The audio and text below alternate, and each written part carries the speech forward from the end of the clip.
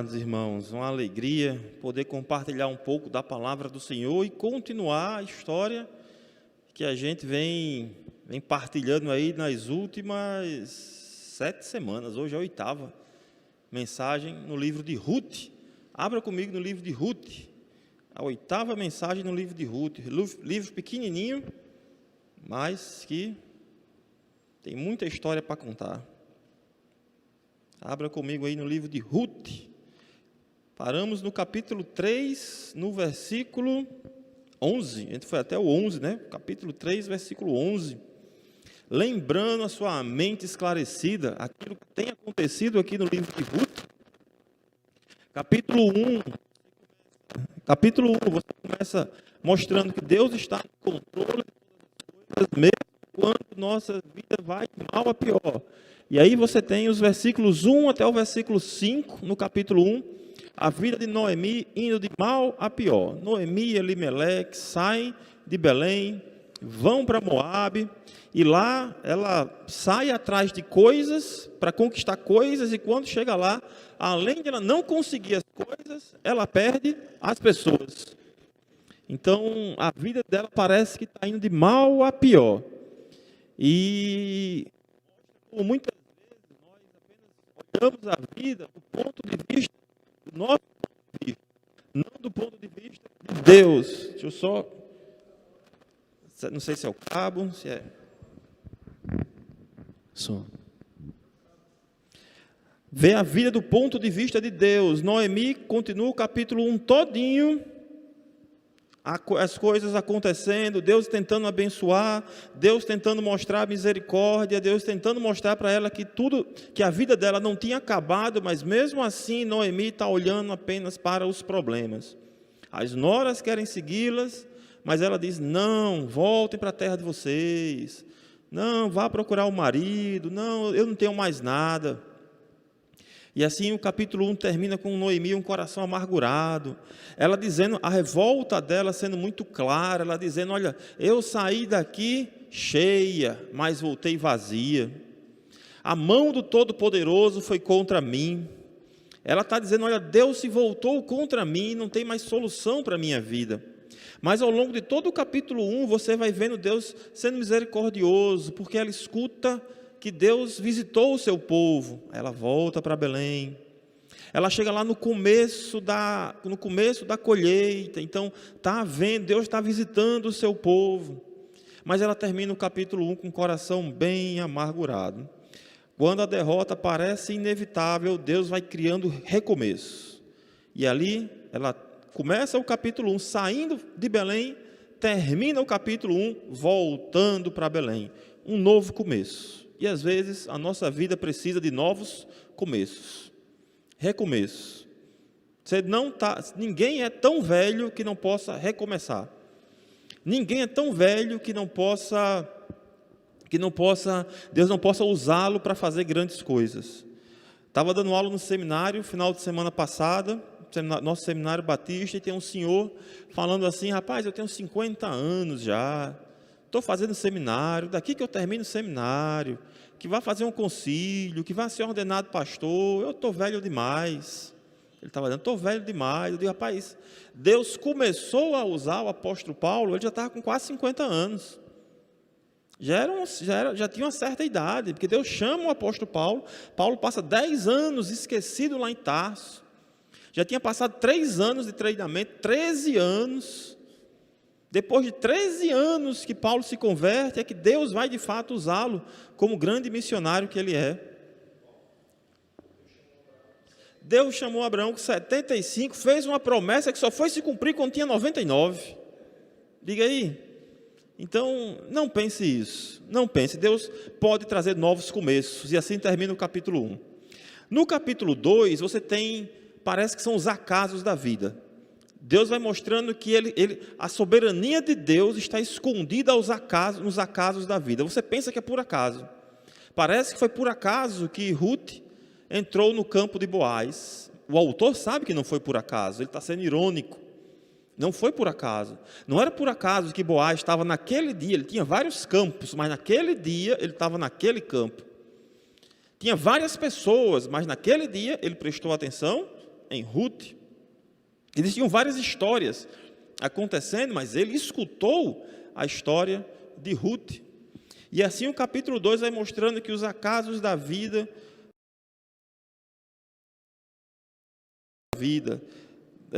Boaz vai sendo misericordioso. Ele é misericordioso com Ruth. Às vezes a gente pensa, não, Boaz tinha interesse em Ruth, mas ele estava sendo bondoso com Ruth, porque ele diz assim: olha, minha filha, que Deus lhe abençoe, porque você veio buscar ajuda debaixo das asas de Deus. E o capítulo 2 começa dizendo que Boaz era um homem poderoso, rico, abençoado por Deus. Se ele era abençoado por Deus, e se Ruth buscou ajuda debaixo das asas de Deus, na cabeça de Boaz, ele deveria ser um instrumento de bênção na vida de Ruth. E aí ele abençoa a vida de Ruth. A gente viu a escadinha, né? Deus abençoa Boaz, Boaz abençoa Ruth, Ruth abençoa Noemi, e aquele coração amargurado do capítulo 1 se torna um coração que diz agora: louvado seja Deus. Ela termina o capítulo 1 dizendo: a mão do Todo-Poderoso estava contra mim. Deus pesou a mão contra mim. Não me chamem mais de Noemi, me chamem de Mara, porque Deus trouxe amargura para a minha vida. Ela termina assim o capítulo 1. Aí no capítulo 2 ela já está dizendo: louvado seja Deus, que não se esqueceu dos vivos nem dos mortos. Ela está louvando a Deus agora, porque Deus abençoou Boaz, Boaz abençoou Ruth, Ruth abençoou Noemi, e o coração dela mudou. E vimos que não existe coração duro nesse mundo que Deus não possa mudar. Sabe aquela pessoa que você pensa assim: olha, o cabo é ruim, igual a eu. Você pensa assim: o cabo é ruim que nem eu. Coração duro, Deus pode mudar. Deus muda os corações. E aí você vai o capítulo 2, Deus usando as circunstâncias, Deus mudando as situações, até que a gente chega no capítulo 3. Lembra que falamos que a história de Ruth é como que um U. As coisas vão indo de mal a pior, até que muda, e agora as coisas começam a melhorar. No capítulo 2 já tinha começado a melhorar, né? Porque Boaz já tinha dito para os homens: olha, deixem algumas coisas nas espigas para ela poder colher. Deixe algumas caírem aí para ela poder colher. Só que isso ia ser muito bom na época da colheita. Só que um dia a colheita iria acabar. E aí entre o capítulo 2 e o capítulo 3, a colheita está acabando. O capítulo 2 é o início da colheita. O capítulo 3 você está no final da colheita. Então você deve ter aí pelo menos 50 dias de diferença. E aí o capítulo 3 começa com Noemi dizendo... Noemi, a sogra de Ruth, veja aí o versículo 1. Noemi, a sogra de Ruth, disse: minha filha, não é verdade que eu devo procurar um lar para você, para que você seja feliz? A gente viu que literalmente o que Noemi está dizendo: minha filha, eu tenho que encontrar descanso e proteção para você. E é algo que eu e você buscamos constantemente: descanso e proteção. A gente está sempre tentando melhorar. A gente está sempre precisando. Se você parar para perguntar, de 10, 8, 9 vão dizer: rapaz, eu estou precisando de férias, preciso descansar. Chega o final do dia cansado, do trabalho duro. Lá no Gênesis eu já tinha dito: com o suor do seu rosto você vai conseguir o seu sustento. Então é laboroso, é cansativo. A vida não é o jardim de flores, é cansativo. Mas nós queremos descanso, procuramos descanso. O Senhor Jesus Cristo disse: vinde a mim, vós que estáis cansados e sobrecarregados, e eu vos aliviarei. O Novo Testamento fala: ainda resta um descanso para o povo de Deus. Eu e você ansiamos esse descanso. E aqui no capítulo 3, no comecinho, nós vimos que eu e você precisamos de descanso e proteção. E Jesus Cristo nos oferece isso eternamente. Eu e você precisamos de descanso e proteção. E Cristo oferece isso eternamente. Você vai chegar em casa hoje, talvez tome um banho, deite na sua cama, colocar os pés para cima, vai descansar, mas amanhã vai trabalhar e vai ficar cansado de novo. E assim vai, não é? O descanso que Cristo oferece é eterno. A gente experimenta um pouco dele no domingo, na comunhão dos irmãos, na palavra. A gente experimenta apenas um vislumbre daquele descanso. Mas Cristo nos oferece um descanso eterno. E proteção eterna. Você é uma pessoa que procura proteção. Você quer proteção física, cuidado com ladrão, com bandido. Você quer ter uma proteção para a sua saúde, você vai no médico, cuida da sua saúde. Quer ter um plano de saúde, proteção da sua. Você quer ter proteção financeira, você quer ter como pagar as suas contas no final do mês. Você quer ter proteção. Mas, mais uma vez, por mais que você queira ter proteção nessa vida, por mais que você tenha o melhor plano de saúde, você fica doente e vai usar seu plano de saúde e amanhã você está doente de novo. E assim vai. Assim vai. Por mais que você pague suas contas, no próximo mês você tem que pagar de novo.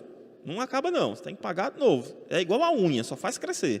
Se você não tiver cuidado, vai só crescendo, crescendo, crescendo. Descanso e proteção. Eu e você precisamos disso. E Cristo nos oferece isso eternamente. E assim tem o capítulo 3.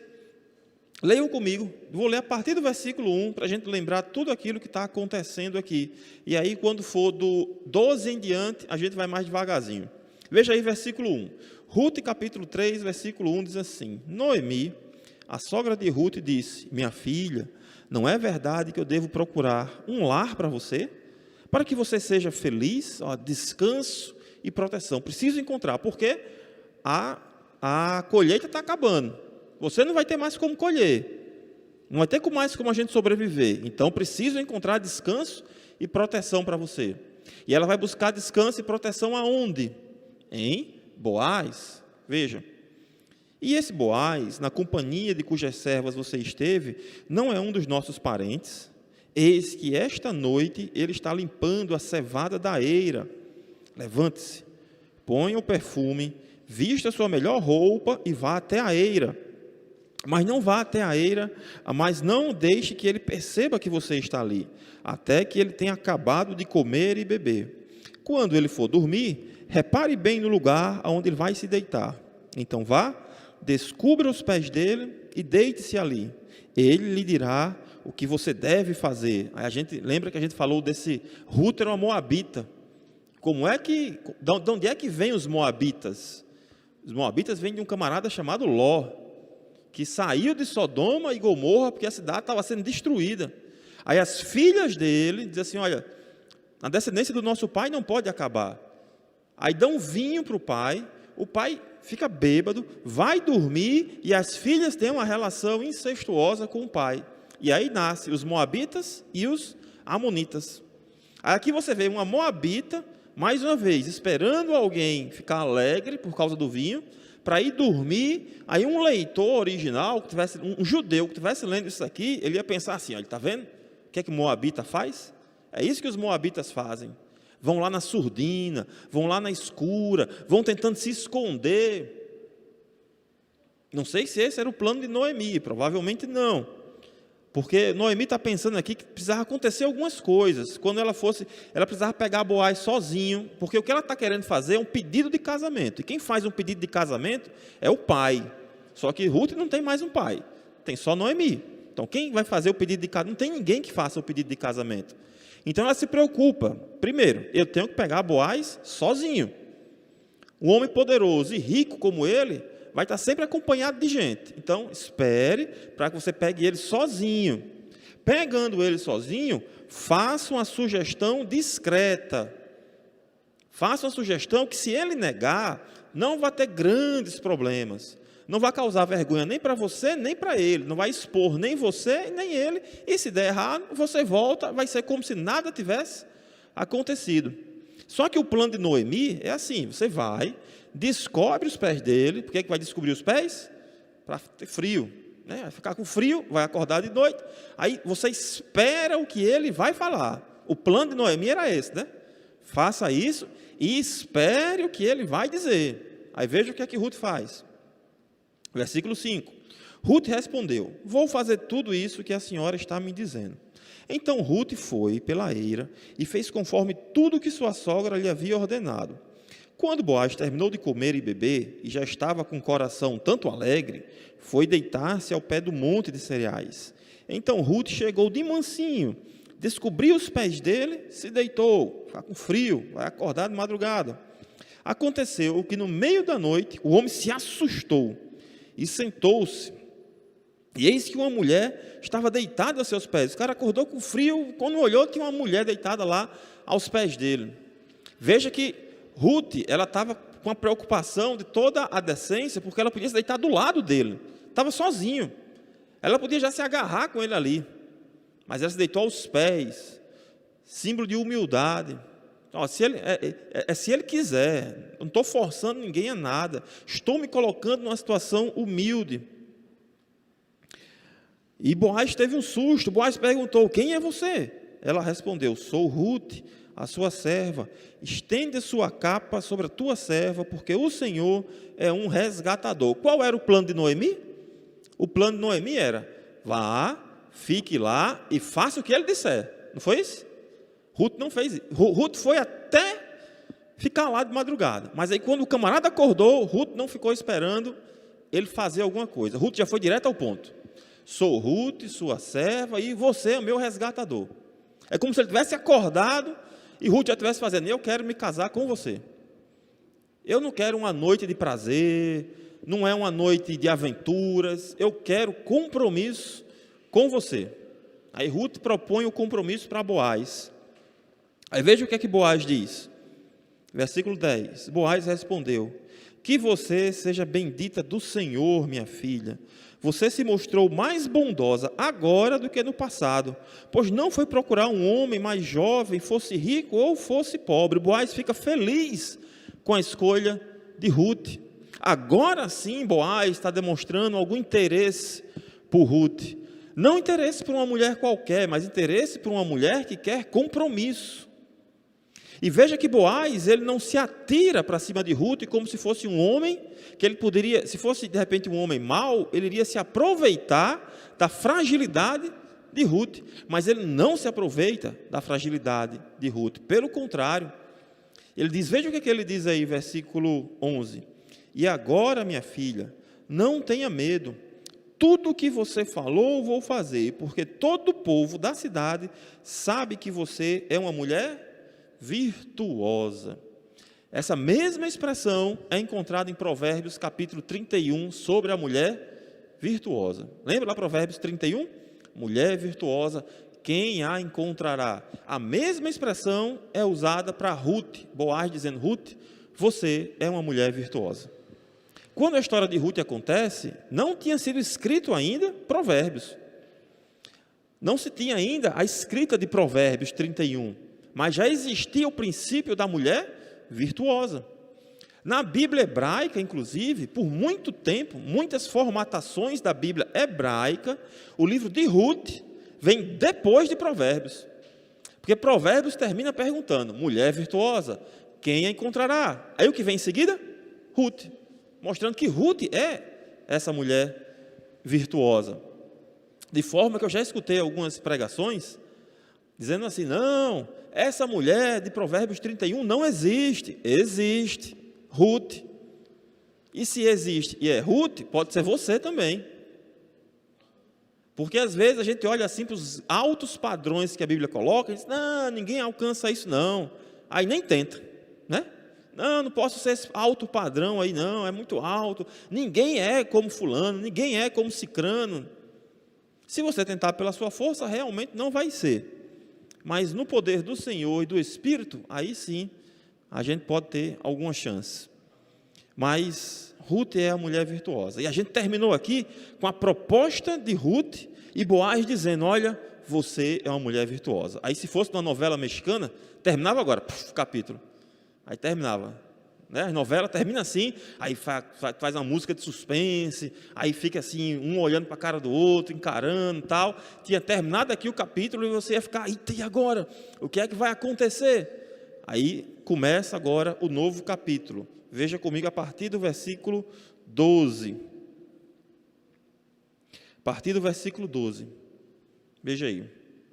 Sim, é verdade que eu sou o resgatador. Boaz está dizendo, sim. Ela tinha dito que era um resgatador. E um resgatador, lembra bem que o resgatador, ele não era qualquer pessoa que podia ser um resgatador. Primeiro, para ser um resgatador, a pessoa precisava estar relacionado com a família daquela pessoa. Precisava ter algum relacionamento. Então Boaz tinha um relacionamento com Elimeleque. Então ele era da família. E se ele era da família, ele podia ser um resgatador.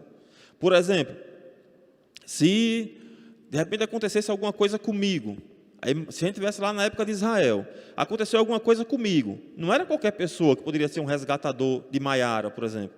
Tinha que ser alguma pessoa que fosse da minha família. Fosse um grande amigo meu, não podia. Tinha que ser alguém que fosse da minha família. Poderia ser um resgatador, então tinha que ser da família. Outra coisa, a pessoa tinha que ter condições financeiras para poder ser um resgatador. Porque o resgatador, ele não podia escolher, não, eu quero só esse pedaço da terra aqui. Não, eu quero só aquilo, não. Tem que comprar tudo. Tem que levar o pacote geral. Tem que casar com Ruth, tem que comprar as terras, tem que pagar o imposto disso, tem que ser tudo. Então a pessoa tinha que ter condições de ser resgatador. E além disso, essa não era uma lei obrigatória. A pessoa tinha que querer ser resgatador. Se a pessoa não quisesse, não era obrigado. Mas a pessoa tinha que querer ser um resgatador. E aí Boaz disse, eu sou um resgatador. Eu sou da família de Elimeleque. Eu tenho condições financeiras e eu quero lhe resgatar. E aí nós vimos que quem é o nosso resgatador? Cristo. Aí pergunta, Cristo ele se fez carne? Ele é um de nós? Ele se fez carne. Cristo ele tinha condição de nos salvar? Na verdade era o único que tinha condição de nos salvar. E ele quis fazer isso? Quis. Ele foi para a cruz do Calvário. Ele disse, ninguém toma a minha vida. Eu voluntariamente a dou. Então, Cristo é o nosso perfeito resgatador. Por isso, Boaz vai dar descanso e proteção para Ruth. Só que Cristo, eu e você precisamos de proteção e descanso. E Cristo é que nos dá esse descanso e proteção eternamente. Aí Boaz diz, sim, é verdade que eu sou o resgatador, mas há ainda outro resgatador, que é um parente mais chegado do que eu. Veja, Boaz rapidamente diz sim para se unir com Ruth, só que Boaz só que aparece um problema, né? Aparece, eu quero ser seu resgatador, mas tem uma pessoa que é mais chegada do que eu. Boaz é um homem que tinha a palavra de Deus no seu coração, ele tinha a lei de Deus no seu coração, e mesmo que a lei de Deus pudesse levar para algo que ele não gostasse, mas mesmo assim ele tinha o interesse de cumprir a lei do Senhor. Porque ele podia dizer, não, Ruth, vamos casar mesmo, eu e você, sou resgatador e pronto, esse outro parente aí que é mais chegado, ele que se vire depois, mas não, tem outro mais chegado do que eu. E aí veja o modelo de Boaz. Se Ruth é um modelo de feminilidade, de uma mulher virtuosa, você encontra em Boaz um modelo de masculinidade. Porque você imagina o camarada está alegre já, está mais para lá do que para cá. O camarada, no meio da noite, sem ninguém ver, aparece uma moça toda bonita e arrumada, lá aos seus pés. Eu acho que poucos homens iriam resistir à tentação de tentar ter alguma relação com aquela mulher, naquela hora, inclusive. E ainda mais ela dizendo, eu quero me casar com você. Eu acho que a maioria dos homens, vamos se casar mesmo, então vamos já vamos consumar o ato aqui mesmo. Mas o que é que vem na mente de Boaz? A lei do Senhor. O que é que vem no coração de Boaz? A palavra de Deus. Por isso que é importante eu e você constantemente termos essa palavra na nossa mente, no nosso coração, porque é ela que nos dá auxílio na hora das tentações. É a palavra de Deus que vem no meu juízo, no seu juízo, na hora das nossas lutas. O inimigo vem com todas as forças contra nós, com dardos inflamados, demônios, tentações, coisas que, de repente, eu e você não temos sequer forças para lutar, e a gente acha que lendo um versículo por dia, lendo um versículo por dia assim, mais, né? Abrindo, deixa eu ver o que Deus está falando comigo hoje. Aí abre aqui, aí lê um versículo, pronto. A gente acha que dessa forma a gente vai conseguir se revestir da armadura de Deus. Leia a palavra de Deus, ore, tenha comunhão dos santos, se revista, porque senão nós seremos presas fáceis para os nossos inimigos. Boaz, nesse momento da tentação, porque a tentação dele foi uma tentação real e grande, mas ele trouxe a palavra de Deus ao seu coração. Veja o que ele diz, versículo 13: fique aqui essa noite, pela manhã, se ele quiser resgatar você, muito bem. Veja, tem outro parente mais próximo do que eu. Se ele quiser resgatar você, muito bem. Ele que o faça. Mas se não quiser, eu o farei. Tão certo como vive o Senhor, deite-se aqui até de manhã. Ruth ficou deitada aos pés dele até de manhã. Mas levantou-se quando ainda estava escuro, porque Boaz disse: que ninguém saiba que uma mulher veio até a eira. Disse mais: traga o manto que você está usando e segure-o. Ela o segurou. Ele o encheu com 6 medidas de cevada e pôs sobre os ombros dela.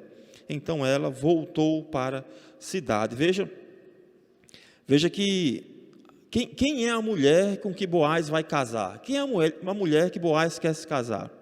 Ruth, a moabita. Quando você vai lendo todo o livro, todo mundo se revela a Ruth como Ruth, a moabita. E antes dela vir para Israel com Noemi, ela vivia uma vida de moabita. Devia adorar lá outros deuses, devia fazer sacrifícios a outros deuses. E quando ela está vindo para Israel, é que de fato ela entra para o povo da aliança, quando ela diz: o teu Deus vai ser o meu Deus, o teu povo vai ser o meu povo, onde quer que fores, irei eu. Naquele momento, mas antes disso, ela vivia uma vida de moabita. E agora o coração dela está mudado, e é essa mulher com quem Boaz, o homem poderoso e rico, piedoso, homem de Deus, é com essa mulher que Boaz vai se casar. Veja que é essa mulher moabita, que se a gente fosse olhar hoje em dia, seria de repente alguém que teve uma vida toda errada para trás. Uma vida toda errada para trás, mas entregou o coração ao Senhor. E aí, as pessoas talvez estivessem olhando para aquela Ruth para trás, que teve uma vida toda errada. Mas Deus separou para Boaz Ruth, a moabita. Ela é a mulher virtuosa. Aquele passado de Ruth ficou para trás. Até porque aqueles que estão em Cristo, nova criatura é. E eis que tudo se fez novo. Ruth agora tinha condições de ser a mulher de Boaz. Ela era uma israelita de fato. Ela era uma israelita, uma crente no Deus vivo. E é muito importante a gente ter isso no nosso coração, porque às vezes nós não acreditamos na transformação das pessoas. Não acreditamos que Deus pode mudar os corações e julgamos as pessoas pelo seu passado. Ah, fulano foi isso, aí você tem a imagem do fulano lá do passado. Nova criatura.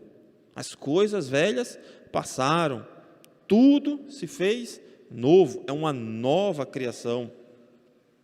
Veja que Boaz aqui está agindo biblicamente, ele se preocupa com a reputação dela. Olha, fique aqui de manhã, ficou aos meus pés, saia cedo para que ninguém lhe veja. Ele, quando a crise aparece, ele mostra que o que tem no seu coração, e o que tem no coração dele é a palavra de Deus. É isso que mantém ele firme. O coração dele estava cheio da palavra de Deus. Vale notar ainda que a piedade de Boaz, em seu desejo de ser resgatador, mas não a qualquer custo. Ele queria ser um resgatador. Ele estava nas condições de ser um resgatador. Ele era da família, ele tinha condições e ele queria. Mas ele não ia fazer isso a qualquer custo. Ele disse: tem outro que é mais chegado do que eu. Não era de qualquer jeito. Às vezes a gente quer fazer as coisas de qualquer jeito. Até com a aparência do que é certo, porque aparentemente Boaz não estava errado. Ele era um resgatador. Ele se encaixava perfeitamente nas condições de resgatador. Mas moralmente, ele sabe que tem alguém que tem mais direito do que ele. E ele abre mão. Não era de qualquer jeito. Não é fazer as coisas de qualquer jeito. Não é fazer as coisas atropelando. É fazer as coisas da maneira correta e fazer as coisas da maneira certa. Sempre vale a pena fazer a coisa correta, sempre vale a pena fazer o que é certo. Sempre. Por mais que naquele momento, de repente, porque você já sabe como é que a história vai terminar, mas imagina quem não sabe como a história vai terminar. Aí está dizendo: rapaz, Boaz vai perder a bênção de ter Ruth por causa de um camarada desse? Quem não sabe o que vai acontecer na história? Ele vai oferecer Ruth para outra pessoa, uma mulher de Deus, uma mulher virtuosa, trabalhadora, uma crente em Cristo Jesus, nova criatura, alguém que, mas Boaz vai oferecer para outra pessoa, mas ele sabia que aquela outra pessoa, naquele momento, tinha mais direito do que ele. Ele não vai fazer as coisas de qualquer jeito. Ele continua, né, versículo 15, traga o manto que você está, e colocou 6 medidas. É interessante. O 7 na Bíblia tem a ver com o quê? Geralmente, quando o 7 aparece na Bíblia, tem a ver com o quê? O 7, sempre que aparece na Bíblia, tem a ver com perfeição. Não é isso? Tem a ver com perfeição. Perfeito, completo, está cheio, 7 estrelas, 7 candeeiros, as 7 taças, os 7 selos. 7 aparece várias vezes, e várias vezes como símbolo de perfeição e algo completo. O 6 já dá a ideia de estar incompleto. E aí você vai ter muita gente dizendo que ele botou 6 medidas, dizendo assim, olha, não está completo ainda. Eu ainda vou completar. A medida está incompleta e eu vou trabalhar para chegar no 7º. E no 7º dia Deus fez o quê? Na criação. Concluiu, e Deus fez o quê no 7º dia? Deixou o padrão. Deus descansou. Qual é a ideia central aqui? Eu e você precisamos de descanso e proteção. E Cristo oferece isso eternamente. É como se Boaz estivesse dizendo, minha filha, está aqui, toma essas medidas, descanse. Descanse que agora eu vou trabalhar. Você acha que Deus trabalha por mim e por você? Você acha que muitas vezes eu e você queremos tomar o lugar de Deus no agir da nossa vida? Lembra um texto que diz, inútil vos será bem cedo levantar, penosamente trabalhar, aos seus amados ele dá enquanto dormem. Literalmente ele está dizendo assim, aos seus amados dá enquanto descansam. Descansam aonde? É descansar, ficar de papo, é descansar aonde? Descansar em Deus. Descanse em Deus. Descanse em Deus. Descansar em Deus não é você agora ficar de barriga para cima esperando as coisas acontecerem do céu, não. Mas é você acreditar de fato que Deus está trabalhando por você. Como diz o profeta Isaías, nunca jamais se ouviu um Deus semelhante a ti, que trabalha por aqueles que nele esperam. Espere no Senhor. Espere no Senhor, Ele trabalha por mim e por você. Ele está trabalhando por mim e por você. Ele está trabalhando em você, inclusive, para depois trabalhar através de você. Espere no Senhor, descansa no Senhor. Jesus é o nosso resgatador. Aí ele finaliza aqui, versículos 16 ao 18, veja aí. Quando chegou a casa, aí, né, termina lá, madrugada, Boaz coloca as medidas, Ruth leva lá, o saco de cereais, e aí ela chega na casa de Noemi. Eu imagino, Noemi passou a noite sem dormir, né? Noemi fez o plano, ficou lá a noite todinha sem dormir. O que é que está acontecendo? Será que vai acontecer? O que é que não... Aí ela vê Ruth vindo lá de longe. Quando Ruth chegou à casa de sua sogra, esta lhe perguntou, como se passaram as coisas, minha filha? E Ruth lhe contou tudo o que aquele homem tinha feito por ela. E disse ainda, ele me deu essas 6 medidas de cevada e me disse, não volte para sua sogra sem nada. Então Noemi disse, espere, minha filha, até que você saiba que se darão as coisas, porque aquele homem não descansará enquanto não resolver esse caso ainda hoje. Veja, a história começa, o capítulo 3 começa com Noemi buscando descanso para Ruth. E o capítulo 3 termina Noemi dizendo, Boaz não vai descansar enquanto ele não resolver essa situação. O Espírito Santo, meus amados irmãos, segue utilizando a espada poderosa dele para nos salvar, para nos santificar, para nos corrigir, para nos ensinar e para nos mostrar que ainda resta um descanso para mim e para você. Ele não vai parar até aquele dia, até um dia que ou você fechar os seus olhos e aparecer diante da glória do Senhor, fechar os seus olhos e ir para o céu, ou que ele volte.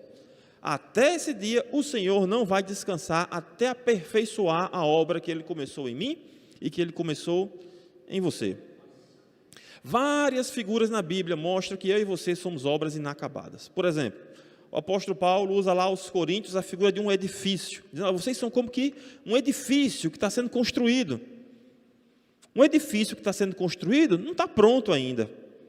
Somos obras inacabadas. Estaremos prontos quando estivermos com o Senhor. Ele diz mais, vocês são como que uma lavoura que está crescendo. Quando você ficar maduro, aí você vai estar, o Senhor vai lhe colher. Nós somos uma obra em andamento. Cada dia mais o Senhor vai trabalhando em mim, vai trabalhando em você. No texto aqui, Noemi se alegra porque Boaz vai agir. Eu e você deveríamos nos alegrar porque sabemos que o Senhor vai agir em nossas vidas. De repente você está preocupado hoje à noite, você que está acompanhando online, está uma preocupação grande, não sabe o que vai acontecer amanhã, não sabe o que vai acontecer próxima semana.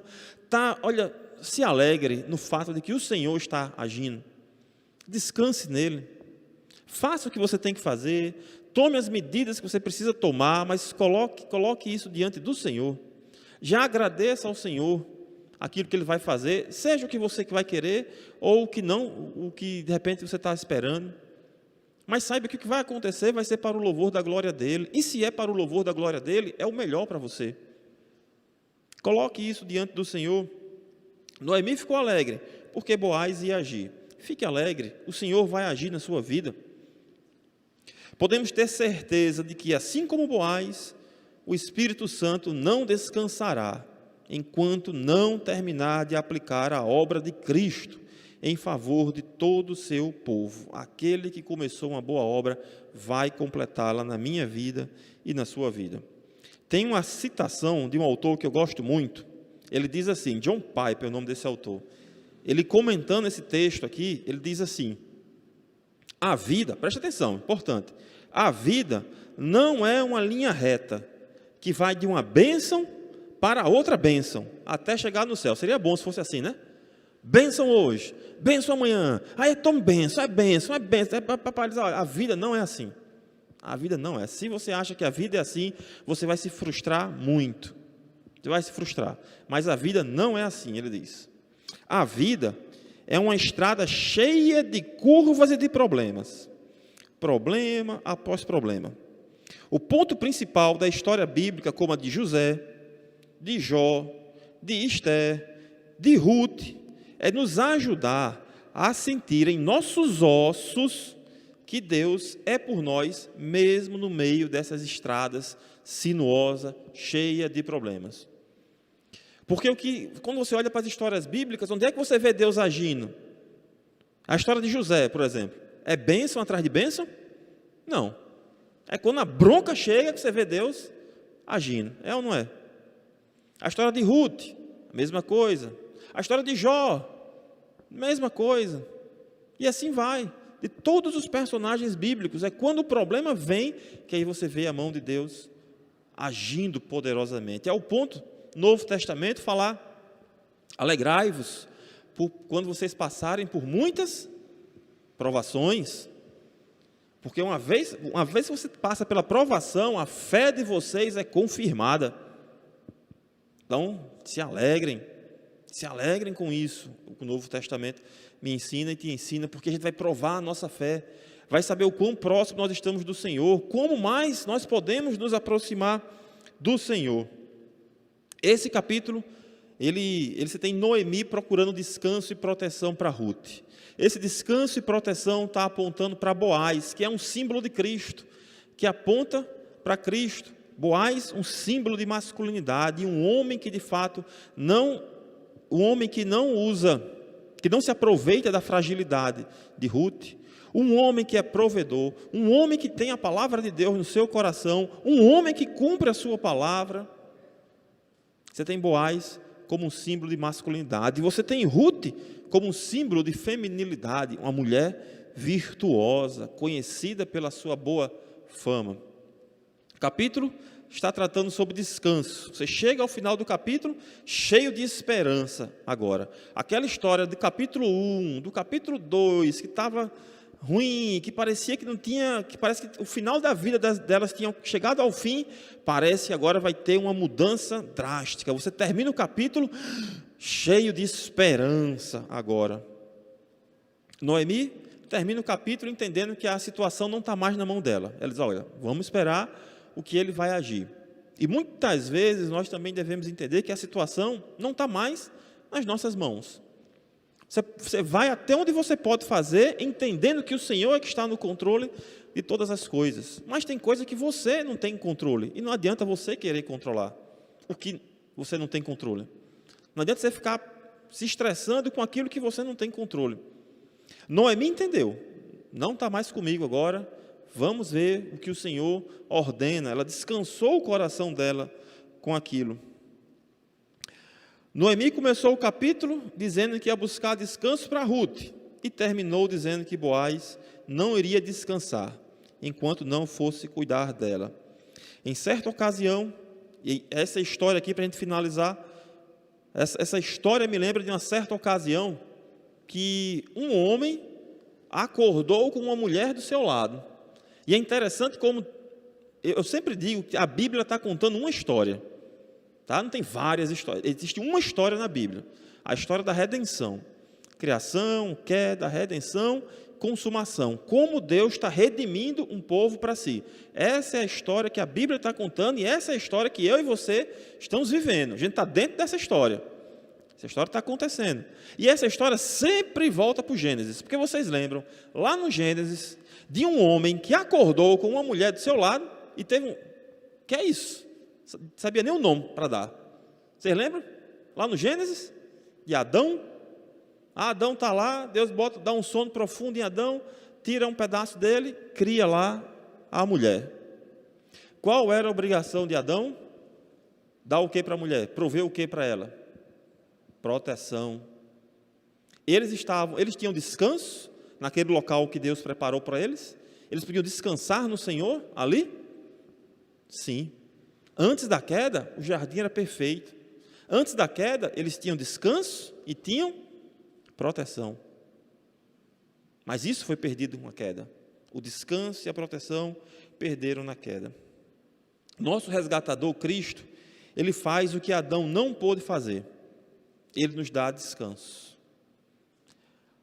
Coloque o seu coração em Cristo. Quando você lê novamente a história de Ruth, e passar pelo resgatador, passar por Boaz, passar por Noemi, tentando encontrar descanso e proteção para Ruth, lembre da sua vida e pense, Cristo me dá descanso e proteção eternamente. O meu coração tem que descansar no Senhor. O meu Senhor é aquele que me protege, e Ele faz isso, não é por um dia, não é por uma noite, não é por um momento, Ele faz isso eternamente. Então, não sei qual é os problemas aí no seu coração, não sei qual é a luta que você anda passando, não sei qual é a dificuldade pelo qual você está passando, mas eu lhe exorto, descanse no Senhor, coloque no Senhor o seu coração, coloque no Senhor a sua vida, coloque no Senhor a sua preocupação, porque Ele é aquele que trabalha por nós e não contra nós, Ele é aquele que nos dá descanso e proteção, amém? Vamos orar.